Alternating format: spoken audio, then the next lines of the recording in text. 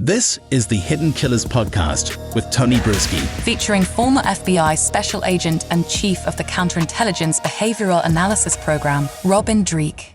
Sean Diddy Combs, he is behind bars and very likely will be probably for the rest of his life. If what the feds say are true, it's not looking good for his future. Joining me to discuss, Robin Dreeke, retired FBI Special Agent, Chief of the Counterintelligence Behavioral Analysis Program, and author of the brand new book that's out, Unbreakable Alliances. It will be out soon, actually, but you can pre-order it right now on Amazon or wherever you get books. We knew it was going to come. We knew it was going to happen, and it happened. And pretty much everything we've been speculating on as far as what charges would be brought have been brought. What's your reaction to the arrest being made?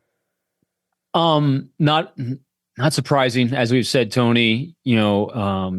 Charges with sexual exploitation and human trafficking are what we thought was going to happen.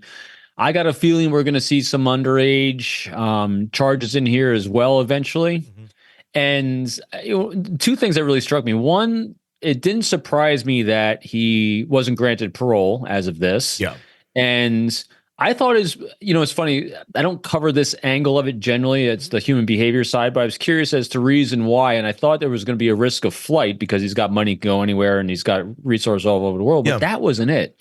It was the worry of jury tampering.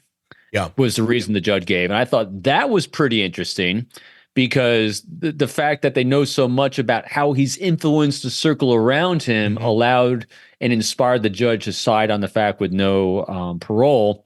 But the thing that then sparked my next interest was it's always fascinating how a defense attorney will come out and say, my client is innocent of all the charges. He's looking for his day in court, and look, he's been cooperating. And so I did a little research because everyone just listening, think to yourself, when was the last time, if ever, you've seen a celebrity of this notoriety being charged at this level? And we've seen it a few times with the Epstein case and a few others, and they were not guilty. Yes, never, because it's like a 98% process. Right. So let's look at the behavior arc here of our criminal justice system when it comes to charges of this magnitude in a person of this kind of notoriety. It would be a behavior spike if he was found innocent. Yeah. Very much because it just doesn't happen. So, how can a defense attorney maintain a straight face? He's going to be exonerated of all charges. It's never happened. I think his comment to the press was, it's about that one incident with that one person. That's all. No, I'm sorry. You must have been looking at the wrong charging document here because this clearly states there's more people involved. Yeah, and there's one more thing he did in the last week or two. I'm not sure. So he didn't show up to one of the hearings with I can't remember exactly which one it was. Yeah.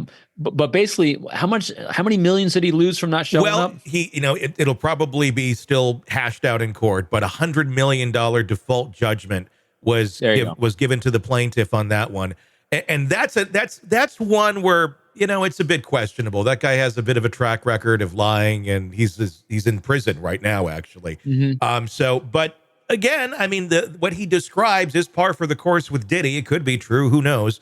But I'm sure that'll still be hashed out a bit more. But if it stands, that's quite a bit of money in a civil judgment. So here's Robin Dreeke's take on that, because I wasn't looking at it from that angle. I'm looking at what would inspire someone to not show up and lose $100 million? It's the fact that it doesn't mean anything to him. So at this point, because again, I think the hardest time we have, at least I do, in situations like this, when we're dealing with someone that I can't grasp his context because there's zero life experience I have of having that much wealth and that much influence over that many people. Mm-hmm. But what we can do is we can do our little thought experiment to try to get that bit of empathy, not empathy where it's compassion, where we're taking action on feeling sorry for someone, but empathy, we're seeing someone's life through their eyes. And so think about this to yourself. At what point do you let go of the materialism of wealth? And if you get to that point where you have so much, it doesn't even matter. What does matter? It's his reputation. That's all that's left to him right now. And so that's why I think he is probably, again, here's my conjecture projecting on him, which is such a bad thing to do, but I'll do it anyway.